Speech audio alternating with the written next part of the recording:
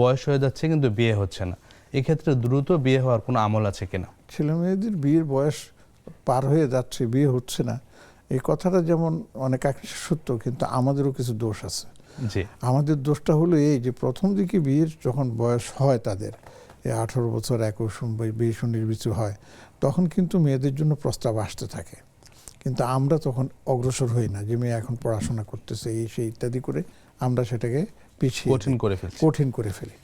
ছেলেদের বেলা তো আরো কঠিন করে ফেলে, যে ছেলে কি নিজে কি যেন বলে কোনো কিছু দাঁড়াতে পারে না, বাপের হোটেলে খায়, সে বিয়ে করলে মেয়েকে খাওয়াবে কোত্থেকে? তো আমাদের প্রশ্ন, মেয়ে এখন কোথায় খায়? তখন এখানে আসলে কি একজন মেহমান আসলে মানুষ খায় না? তো এই জন্য আমাদেরও কিছুটা দোষ আছে। এই জন্য আমি বলবো যে দেখুন, বেশি বাস বিচারও আমাদের একটা হয়েছে, অমুক বাচ্চা, অমুক এটা করে না, তমুক এটা করে না, এমন সব অনেক কিছু। তো এই জন্য শরীয়তের বিধান হচ্ছে যে বিয়ের বিষয়টাকে তোমরা সহজ করে দাও, যে যদি প্রস্তাব আসে খোঁজ খবর নাও, খোঁজ খবর নিয়ে যদি মনে করে যে হতে পারে, তাহলে তোমরা বিয়ের কাজটা সমাধা করে দাও। এবং 3টা জিনিসের ক্ষেত্রে আল্লাহ রসুল বলেছেন যে তোমরা সময় হলেই সেটাকে দ্রুত করে ফেলবে, তার মধ্যে দেরি করবে না। তার মধ্যে এই বিয়ের বিষয়টাও কিন্তু একটা।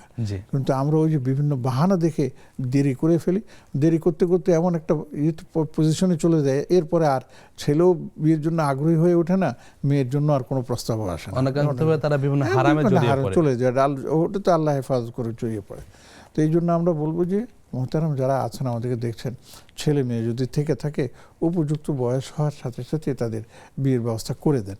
পড়াশোনা করতেছে করুক, এর ভিতরেই বিয়ে করতে পারে, পড়াশোনা কি বিয়ের বাধা হতে পারে নাকি? আমরা এটা ভুল করি কেন? এই জন্য আমি বলবো করুন, এতে দেখবেন যে আল্লাহ বরকত দিবে, পড়াশোনাতে আরও সে উজ্জীবিত হয়ে সামনের দিকে অগ্রসর হতে পারবে।